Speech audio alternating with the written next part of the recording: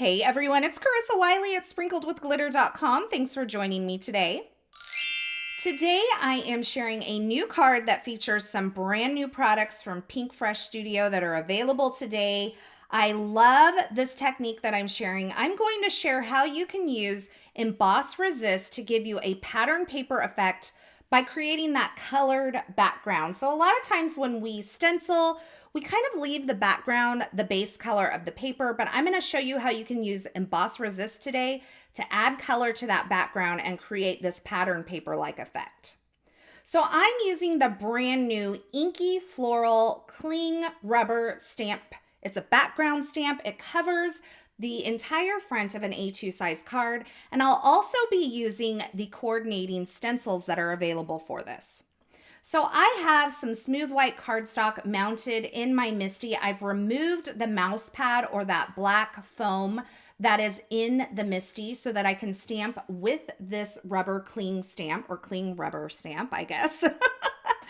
And I've lined up my stamp and I've prepped my surface of my paper with a little powder tool because I'm going to be heat embossing this with some Versamark ink as well as some colored ink. So you can see I'm inking up my stamp first with the Versamark ink, and before I stamp it, I'm also going to ink it up with the Pinkfresh Studio Stargazer ink, and this is a really deep navy ink. So I've inked up the stamp first with Versamark, then with Stargazer, and now I'm stamping it onto my cardstock. And you can see I have this beautiful navy stamped image, but this will hold on to embossing powder. So I'm going to take this over. I'm going to add a layer of clear embossing powder over this entire stamped image. And then I'm going to heat set that until all of the embossing powder is melted. And you'll know it's melted when it doesn't look grainy, when it's smooth, and when it's shiny. So you can see that shine on my image here. Now, anywhere that I put clear embossing powder, it is going to resist ink in the future. So just keep that in mind, and I'm going to use that to my advantage today. So I'm starting out with the stencil set here, and I have the first stencil lined up with that stamped background, and I'm inking up these large florals with the Pinkfresh Studio Coral Reef ink. It is one of my favorite colors from Pinkfresh Studio, and I'm just using a blending brush. I'm not doing really anything special on the ink blending here. I'm just adding the color. And if you want to kind of add different variations of the ink color, you can go lighter in some places and heavier towards the center. And once I've added ink to all of those areas, I'm going to wipe this down with a microfiber cloth and remove the stencil. Now, I'm doing all of my colored inking first and then going back and adding my embossing powder later. But if you chose to, you could actually add your Versamark ink here to the stencils before you move on to the next color. So it's 6 of one, half dozen of another. It's whatever you prefer. But if you don't want to have to line up your stencils again, you can wipe them down and add your Versamark and move on that way. So you'll kind of see the process as I go throughout, and you can decide what you would choose to do in your case. So now I have my second stencil here. I'm inking that up with the Pinkfresh Studio Sweet Mustard ink, a nice bright, vibrant yellow. And then I'm adding my third stencil. Now, I'm going to use Ocean Breeze for this stencil, but I did not want a large Ocean Breeze flower. And this particular stencil has that one large flower towards the lower left. So I'm just going to add a little bit of masking tape over that and avoid that area because I don't want that large blue flower. I'm actually going to go back in, and I don't even remember what color I made it this time. Let's see, shall we? So I'm inking up all of these small florals with that Ocean Breeze ink. And then I'm going to remove this masking paper here, or this masking tape. You could use Post-it tape or whatever masking tape you like to use. You could even use a Post-it note. And then I'm going to come back in with the Coral Reef ink. I don't know why I'm surprised by that. And I'm going to ink this up. So keep in mind, if you want to kind of change up the color pattern of these stencils, you can always mask areas off and kind of stencil them in different colors.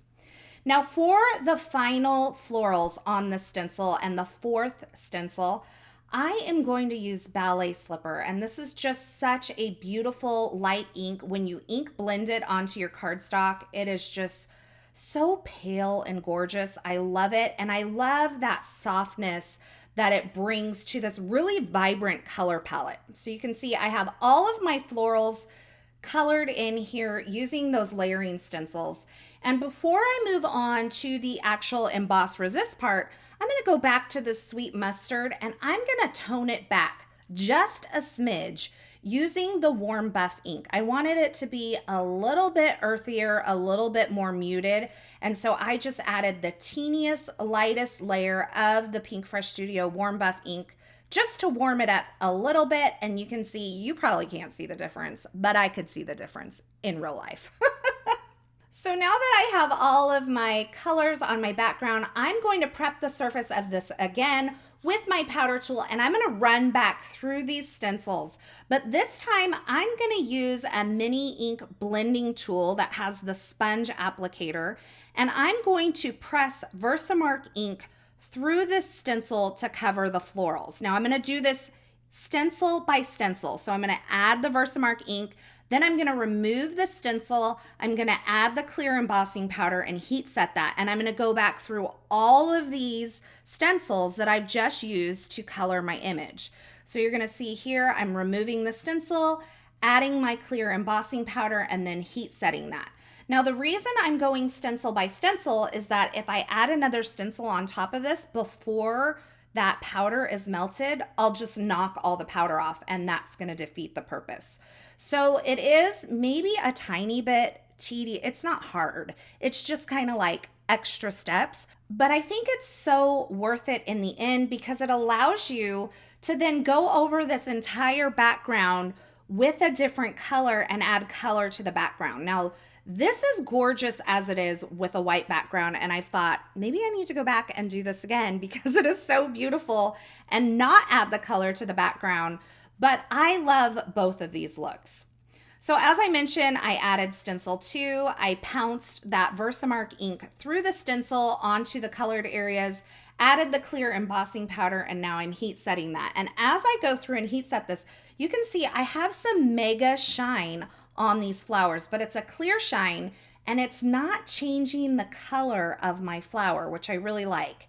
It's not really making it that much darker or that wet look. It's kind of maintaining its color through it all. So I've actually skipped ahead. I've done this with all 4 layers of the stencil. You can see I have that shiny clear embossing powder over all of the colored areas on my card project here. And now I'm going to take the Pinkfresh Studio Mint ink and I'm going to start ink blending over this entire panel.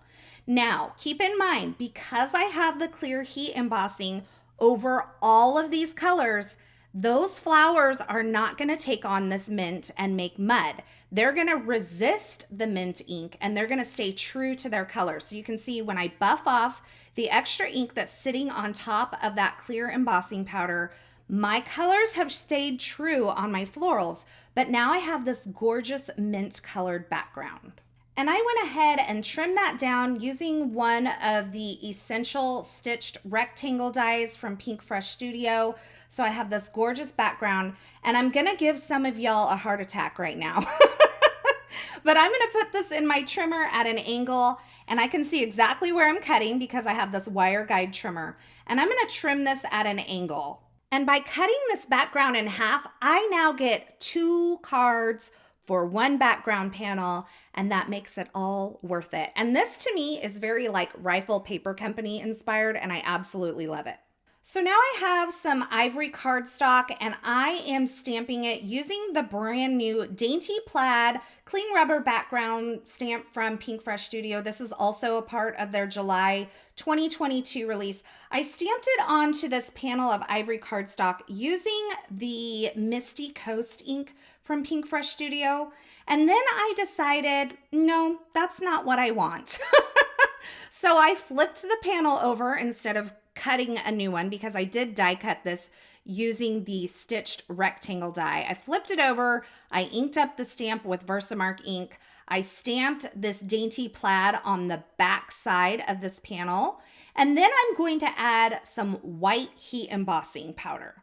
So this is going to give me kind of a shiny, almost tone on tone effect on this panel, and I'm gonna have this really cool plaid background. I think this is really just such a versatile background stamp, this Dainty Plaid. And there are coordinating layering stencils that you can purchase separately that kind of coordinate with this to add color to this plaid. But I think just a tone-on-tone background is wonderful for so many cards. And for those of you who love to create masculine or more masculine cards, I think this is a great thing to add to your stash.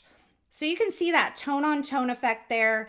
I've gone ahead and done that 2 times because I'm making 2 cards. And I'm going to take and adhere the floral panel that I created with some liquid glue to the bottom of that heat emboss panel. I'm going to leave portions of this without glue because I want to be able to slide in that vellum circle that I die cut. And that's going to just serve as an extra layer, an extra element to add some more texture and interest to the card, and also kind of help set off the die cut greeting that I created. So this little strip of gold foiled cardstock that I'm using, as well as the sentiment, that high sentiment that I die cut these from some foil cardstock that I created using my solid hot foil plate, where I just added foil to the entire panel of cardstock. And then I use that to die cut these letters, which are from the Leah's Ornate lowercase and the Heather's lowercase die set. So I kind of mixed them together. And I just adhered those on with some foam adhesive and some liquid glue. And that kind of finishes off my card front. Now I'm going to take this card front, I'm going to add some foam adhesive to the back, and I'm going to adhere it to a top folding A2 size white card base. I love the look of this ivory and white together. I actually have been very inspired by Laura Basson in this. And that completes my first card. Now I'm going to put the second one together exactly the same. And that gives me a 2-for-1 background, 2 cards, very similar design. I've just kind of flipped them upside down. And I love this technique of using that clear heat embossing to resist the background color and give a little color to the background of the stamped image. It really gives you that pattern paper effect. And I'm just getting all the Rifle Paper Co. vibes from this. Now, as always, I will have links to the featured products used in these projects in the description at YouTube. So if you're looking for something in particular, be sure you check there. Or you can head on over to my blog at sprinkledwithglitter.com. I'll have the direct link below in the YouTube description. Over there, you're going to find more still shots, more information, a complete list of supplies, as well as some information on a blog hop celebrating this brand new Pinkfresh Studio July 2022 release. You don't want to miss it. There's inspiration, there are prizes, there is eye candy. Don't miss it. Now, as always, I just want to take some time to thank you for stopping by and spending time with me today. Thanks for watching. I hope you enjoyed this video. I hope you've been inspired. If you are, be sure to subscribe and turn on the notifications here on my YouTube channel so you don't miss any of my paper crafting and card making video tutorials. Go ahead and hit that thumbs up. And if you love this video, I would love it if you would share it with a friend. Thanks again for watching, and until next time, I hope you have a fabulous day. Hey, thanks for sticking around to the very end. You know, if you've made it this far, you are one of my favorites. To subscribe to my channel, go ahead and click the button on the left side of the screen. And here's a couple more video tutorials I thought you might enjoy.